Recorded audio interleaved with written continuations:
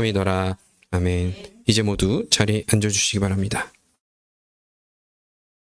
요즘 우리 일상을 돌아보면 음식이 차지하는 자리가 유단히 커졌다는 것을 발견하게 됩니다. 유튜브만 열어보아도 수많은 먹방 채널들이 추천 영상으로 쏟아지고 있죠. 누군가는 먹는 모습을 바라보는 것만으로 위로와 또 만족을 얻는 시대가 되어버렸습니다.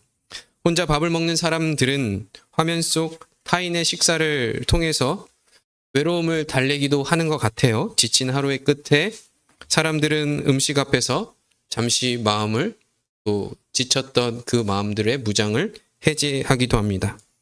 먹는다는 행위가 단순한 생존을 넘어서 감정과 이야기를 담는 통로가 되어진 것이죠. 이런 흐름은 자연스럽게 방송과 콘텐츠 전반으로 이어졌습니다. 최근에 큰 화제를 모았던 흑백 요리사를 비롯해서 요리를 소재로 한 다양한 프로그램들이 꾸준히 시청자들의 사랑을 받는 이유도 그런 것 같습니다. 그 중에 예능 형식뿐만 아니라 드라마 형식으로 음식과 인간의 삶을 담담하게 비추는 작품도 있어요. 여러분 보신 분도 계시겠지만 일본 드라마 고독한 미식가가 그러한 예이기도 합니다. 이 드라마에는 화려한 요리 대결도 극적인 서사도 거의 등장하지 않습니다. 주인공은 늘 혼자 밥 먹고요. 말없이 자신의 속도대로 식사를 합니다. 무엇을 먹느냐가 또한 어떤 상태로 하루를 버티냐가 있는지가 더 중요한 그 모습 속에서 많은 공감을 얻기도 합니다. 요리를 다룬 이 프로그램들에서 공통적으로 보여주는 것은 결국 이런 것 같아요. 결국 음식이 아니라 음식을 둘러싼 인간의 삶과 그 정서라고 말입니다. 그런데도 요리 예능의 한 축을 상징처럼 지탱해온 프로그램이 있는데요. 그 프로그램은 흔히 냉부해라고 불려지는 뭐죠? 냉장고를 부탁해입니다. 여러분 이 프로그램이 언제 방영이 시작된지 아세요? 2014년부터 시작되었습니다. 첫 방영 이후 출연자의 집에 냉장고를 어떻게 해요? 그대로 공개하고 그 안에 있는 재료만 가지고 15분 만에 요리를 해내는 독특한 방식으로 큰 인기를 끌었고 지금도 프로그램이 진행하는 것 같습니다. 거기에는 미리 준비된 재료도 완성된 혹은 계획된 레시피도 없어요. 냉장고 문이 열리는 순간 모든 것이 시작되죠. 막상 공개된 냉장고 속에는 화려함보다는 오히려 평범함이 있습니다.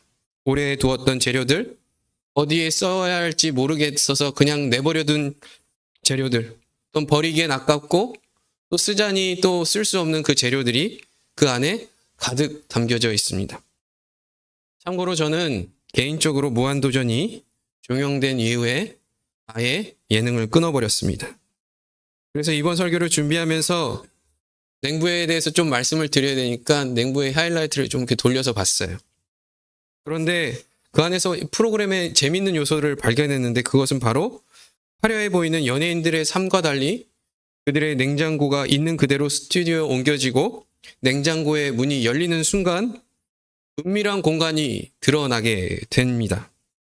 도저히 음식이라 부를 수 없는 곰팡이와 핀 음식 재료들, 어떤 여성 연예인의 냉장고를 열었더니 음식 재료보다 술이 더 많이 있고 또한 먹다 남은 그냥 통닭 그대로 포장지채로 포장도 안 하고 그냥 박스채 다시 냉장고에 넣어놨던 그 모습들. 이런 재료들을 꺼내질 때마다 여러분 표정에서 느껴지듯 패널도 막 소리를 지르기도 하고 막 박장대소하기도 합니다. 어찌 보면 시어머니가 우리 주부들은 잘 아시겠죠? 시어머니가 갑자기 집에 쳐들어오셔가지고 냉장고 문을 허락도 없이 팍 여는 그 순간의 그 감정들. 그 감정들이 연예인의 그 모습 속에서 펼쳐지는 모습들을 보게 됩니다. 이런 장면들의 화려한 이면에 감춰진 그 연예인들의 허당기와 인간미가 우리들의 눈에 고스란히 드러나기도 하죠. 그래서 참 재미있는 요소인 것 같기도 합니다. 그럼에도 불구하고 이 프로그램의 진짜 묘미와 감동은 다른 데 있어요.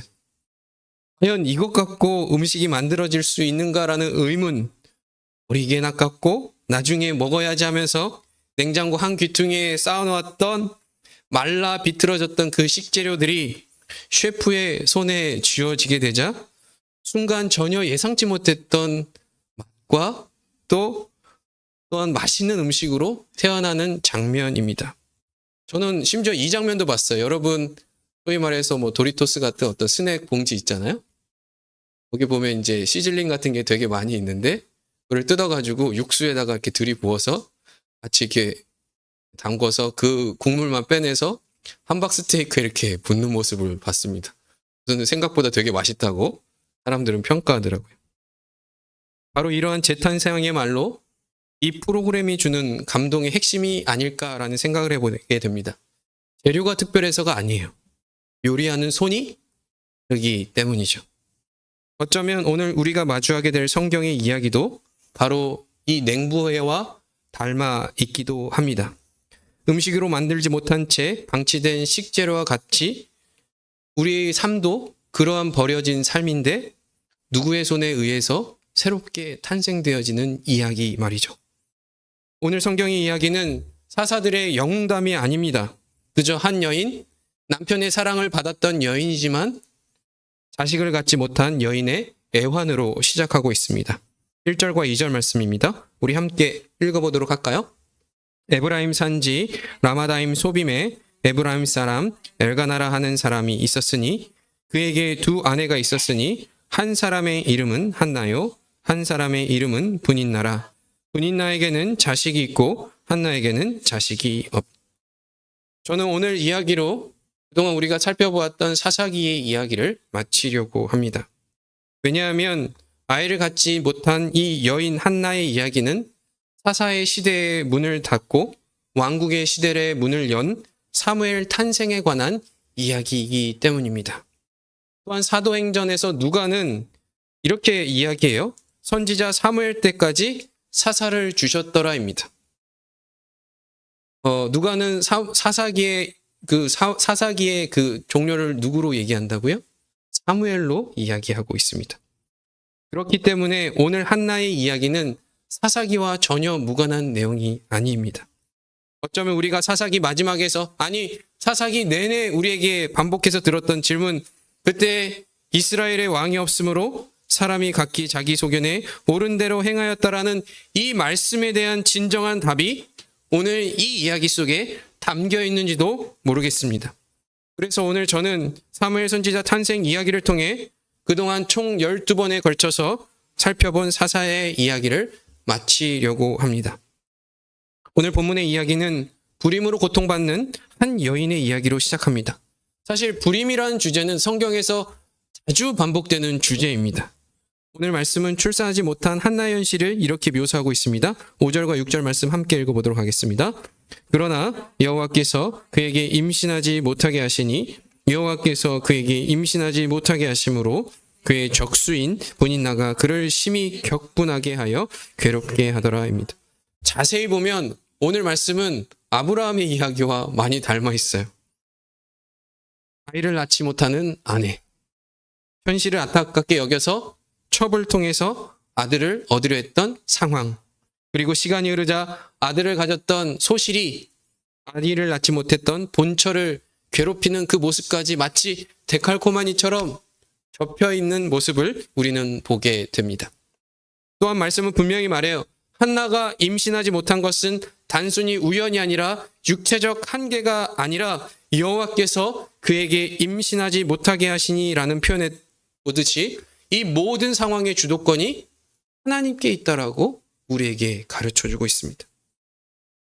물론 불임으로 고통받는 여인에게 너무나도 가혹하게 들릴 수 있는 말씀이에요. 그러나 이 한 문장은 이 이야기가 어떻게 흘러갈지, 누구의 손을 통해서 흘러갈지를 우리에게 보여주고 있는 것이죠.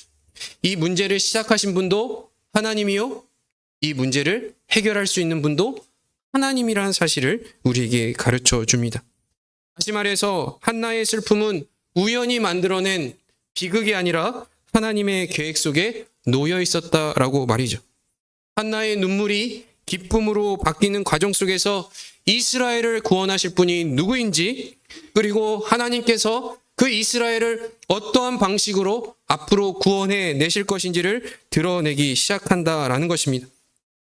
이 여인의 상처 속에서 하나님은 새로운 시대를 준비하고 계셨습니다. 다시 4절을 볼까요? 4절을 보면 여인 한나는 남편 엘가나로부터 특별한 사랑을 받은 여인으로 기록되고 있습니다.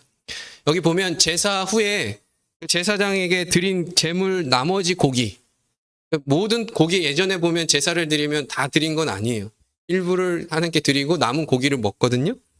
근데 여기에 보면 아내들에게 남은 고기를 나눠줬는데 특별히 한나에게는 갑절을 주었다라는 표현이 있습니다. 여기서 말하는 갑절은 정확히 2배를 더 줬다라는 표현도 될 수도 있지만 특별히 고기도 보면 소고기도 보면 좋은 부위가 있잖아요. 그렇죠? 여러분 어떤 부위를 특별히 좋아하십니까? 아무튼 더 좋은 부위를 나눠줬다라는 표현도 됩니다. 그만큼 한나를 향한 엘가나 남편의 마음은 각별했다는 의미이죠. 심지어 분인날을 인해서 괴로워하는 아내에게 엘가나는 이렇게 말해요. 내가 그대에게 10 아들보다 낫지 아니하냐. 여러분 여기 남편분들 계시죠? 부인한테 농담도 이런 농담 하시면 큰일 납니다. 네. 무슨 말씀인지 아실 거예요? 그만큼 한나는 남편에게 특별한 사랑을 받고 있었다라고 성경은 이야기하고 있어요. 그 내용의 실효성은 어떤지 상관없이 성경은 그렇게 이야기하고 있다는 것이죠. 이 모습은 하나님께 특별한 사랑을 받았던 이스라엘의 모습과 닮아 있습니다. 하나님은 이스라엘 백성을 이 세상의 모든 민족과 구별하시면서 이렇게 말씀하세요. 내가 너를 지명하여 불렀나니 너는 내 것이라. 이스라엘은 선택받은 민족이었습니다. 사랑받은 백성이었죠. 그러나 그들은 하나님의 말씀을 온전히 따르지 않았어요. 자기의 소견에 옳은 대로 행하며 가나안의 우상을 따랐고 결국 하나님의 심판을 받게 되는 것입니다. 그럼에도 불구하고 이스라엘 백성은 하나님으로 만족하지 않았어요. 이방 나라를 동경하기 시작했고요. 하나님이 채워주지 않는 것을 자신의 힘으로 채우려 했습니다. 마치 엘가나와 분인날을 통해서 한나가 아들을 낳지 못하자 다른 아들을 얻으려 했던 것처럼 이스라엘 백성 역시 하나님을 떠나 자기 힘으로 자기의 삶을 개척하려 했다라는 것입니다. 그런데 여러분 한번 잘 돌아보십시오. 한나의 가정은 평화로웠습니까? 엘가나가 선택했던 방법이 그 가정에 평화를 주었나요? 그렇지 않아요. 분인나가 아들을 낳자 한나를 공격하기 시작합니다. 자기가 만들어 놓은 방식, 자기가 해결했던 인생의 방법들이 자신을 더 부유하게 만든 것이 아니라 오히려 자기를 더 괴로움에 빠뜨렸다라는 것입니다. 하나님 대신 다른 것을 붙들었을 때 그 결과는 더 깊은 고통이라고 성경은 이 삶의 이야기를 통해 우리에게 말해주고 있는 것이고 어쩌면 오늘 우리의 모습을 향해 하나님이 말씀하시는 이야기이기도 합니다. 그런데 우리는 종종 이렇게 생각해요. 내가 내 인생의 주도권을 가지고 있다면, 내가 결정권을 가지고 있다면, 내가 원하는 대로 선택할 수만 있다면 내 인생은 충분히 행복하게 만들 수 있을 거야 라고 말이죠. 여러분 여기 자녀들도 있는데 부모 곁을 떠나서 내가 내 마음대로 선택할 수 있으면 여러분 인생이 행복할 수 있을 것 같아요? 전혀 그렇지 않아요. 인생은 그렇게 만만하지도 않고 인생은 그렇게 움직여지지도 않습니다. 정말로 자신의 인생에 대한 책임을 줄 수 있는 사람이라면 그 사람은 죽음 앞에서도 자유로울 수 있어야 돼요. 세상에 죽음 앞에 자유로운 사람이 있나요? 없어요. 만약 엘가나가 자신의 인생을 완전히 책임질 수 있는 사람이었다면 자기의 사랑만으로 한나는 불행하지 말았어야 돼요. 또한 분인나가 이러한 나쁜 행동을 하지 말았어야 했죠. 그러나 인간은 스스로 인생의 주인 될 능력도 그 결과를 감당할 실력도 없었습니다. 스스로 주인된 인간은 사랑도 지킬 수 없었고요. 그 인생의 책임도 끝까지 감당하지 못합니다. 이처럼 자기의 삶의 주인된 인생들이 욕망들이 지금 충돌하는 현장 속에서 격분한 마음을 가지고 더 이상 참을 수 없었던 이 여인은 이제 여호와 앞에 자신의 마음을 쏟아놓기 시작합니다. 10절과 11절 말씀입니다. 우리 함께 읽어볼까요? 한나가 마음이 괴로워서 여호와께 기도하고 통곡하며 서원하여 이르되 만군의 여호와여 만일 주의 여종의 고통을 돌보시고 나를 기억하사 주의 여종을 잊지 아니하시고 주의 여종에게 아들을 주시면 내가 그의 평생에 그를 여호와께 드리고 삭도를 그의 머리에 대지 아니하겠나이다. 본문의 구조를 보면 마음이 괴로워서와 통곡하며 사이에 여호와께 기도하고라는 표현이 있습니다. 이는 한나가 자신의 괴로움을 풀기 위해서 남편을 붙들거나 다른 방법을 찾았다는 것이 아니라 여호와께 나아가 기도했다는 사실을 강조하고 있어요. 사실대로 말하면 좋은 의미인지 나쁜 의미인지 모르겠지만 지금 한나는 뭐예요? 남편 엘가나가 자기의 답이 될 수 없다는 것을 인식하기 시작했고 이제 하나님께 나아가기 시작했다라는 말입니다. 여러분 삶 한번 돌아보시겠어요? 여러분 어려움 겪을 때 누구를 먼저 찾으십니까? 누구에게 나아갑니까? 어떤 이는 술로 고통을 잠시 잊으려 하기도 하고요. 어떤 이는 더 큰 쾌락으로 상처를 덮으려고 합니다. 심지어 극단적인 선택을 통해서 고통에서 해방되려 하기도 합니다. 그러나 성도에게 생명의 구원자이신 하나님이 계시기에 인생의 어려움이 올 때마다 하나님을 찾는 것, 하나님께 나아가 기도하는 것은 매우 중요한 신앙의 태도라는 것을 우리에게 오늘 성경 말씀은 보여주고 있다라는 것이죠.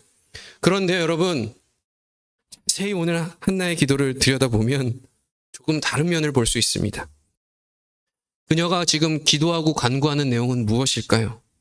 국가의 운명을 걱정해서 하는 기도일까요? 아니면 조국의 현실을 통탄하면서 하나님께 지금 눈물을 흘리며 기도하고 있는 것일까요? 일저히 자기 중심적인 기도입니다. 자기의 억울함을 해결해달라는 기도입니다. 6절을 보면 이렇게 해요. 분인나가 출산하지 못하는 한나를 끊임없이 격동하며 괴롭게 하고 있습니다. 상황은 점점 악화가 되고 있어요. 7절에서는 한나가 통곡하며 음식조차 먹지 못하고 라고 말하고 있어요. 8절에는 남편의 위로조차 아무런 위안이 되지 않습니다. 이처럼 한나에게 정상적인 삶을 유지할 수 없을 만큼 고통이 지금 계속해서 증폭되고 있다는 것을 우리는 볼 수 있어요.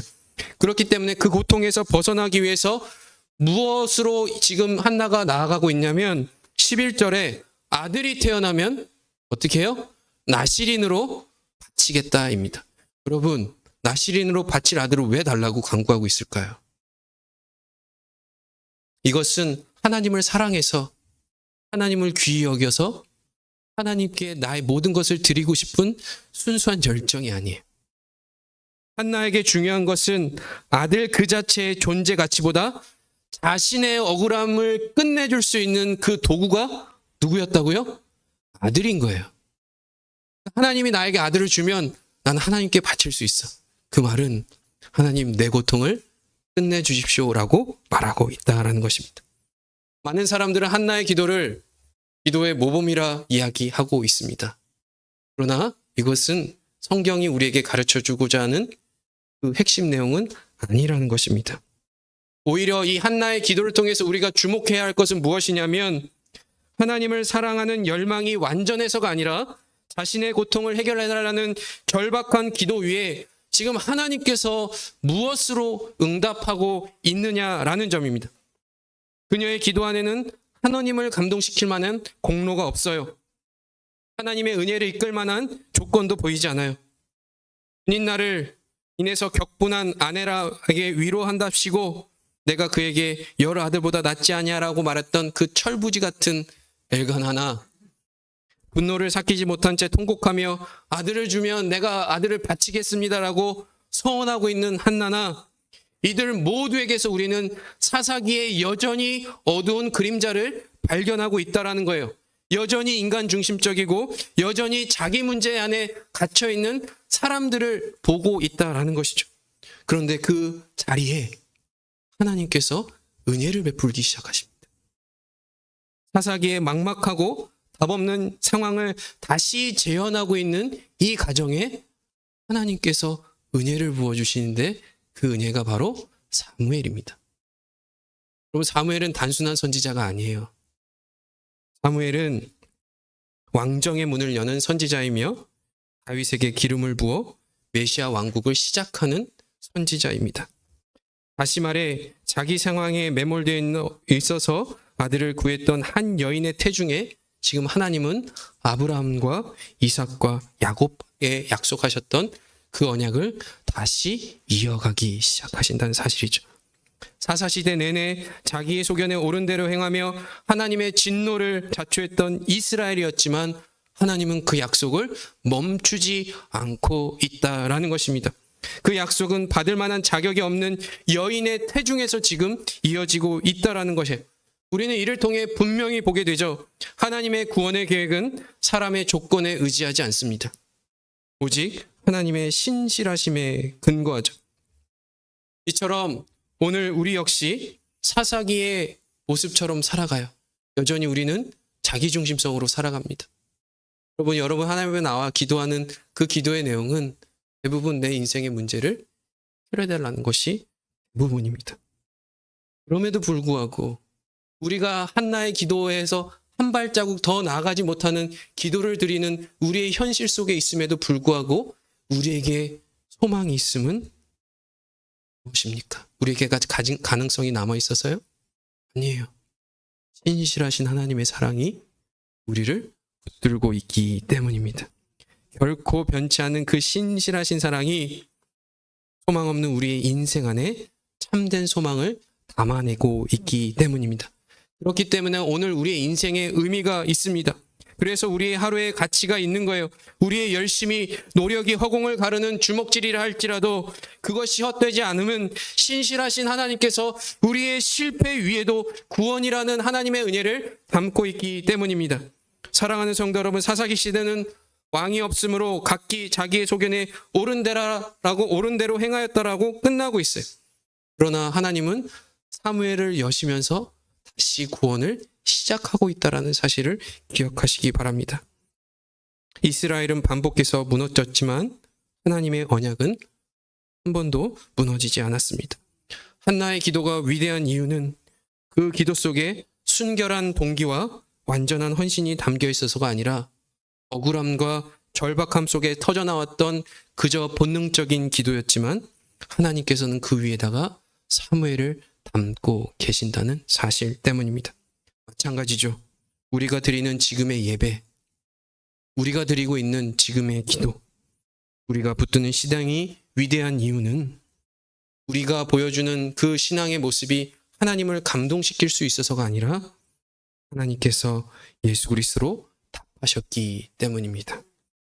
그러므로 우리는 절망하지 않을 수 있습니다. 우리가 잘해서가 아니라 하나님께서 신실하시기 때문입니다.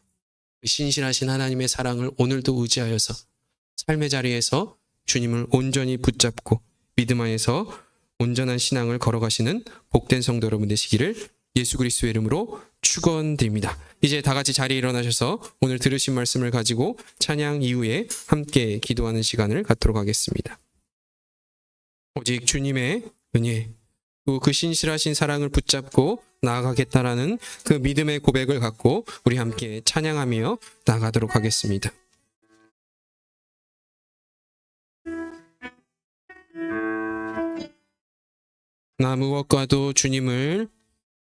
나 무엇과도 주님을 바꾸지 않으리.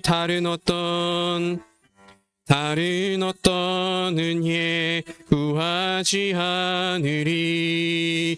오직 주님만이 내 삶의 도움이시니 주의 얼굴 보기 원합니다. 나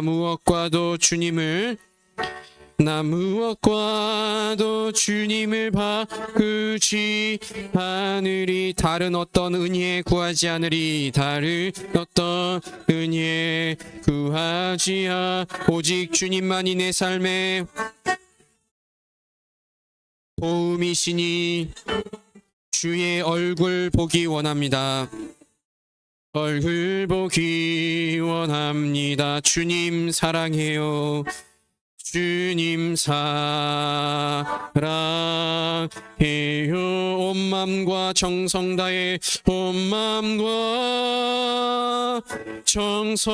다해 하나님의 신실한 하나님의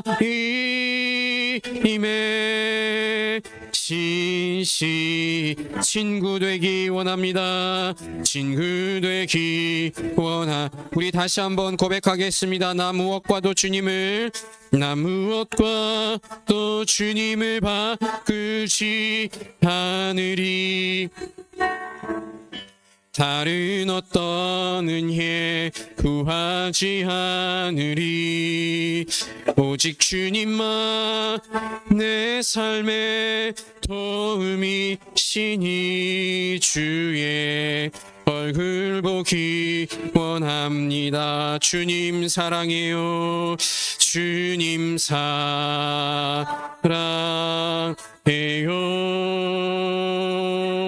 온 마음과 정성 다해 하나님의 신실한 친구 되기 원함. 주님 사랑해요. 주님 사랑해요. 온 마음과 정성 다해 하나님의 신실한 친구 되기 원합니다. 오늘 들으신 말씀을 기도할 때 이렇게 기도했으면 좋겠습니다. 하나님 아버지, 우리는 한나의 이야기 속에서 우리 자신의 모습을 보았습니다. 여전히 하나님 뜻보다 내 삶의 문제가 더 중요했고 내 인생의 주도권을 내려놓지 못한 채 살아왔던 바로 그 모습 말입니다. 그러나 우리가 붙들고 있어서 여기까지 온 것이 아니라 하나님의 신실하신 사랑이 붙들고 계셨기에 우리의 인생이 무너지지 않았음을 고백합니다.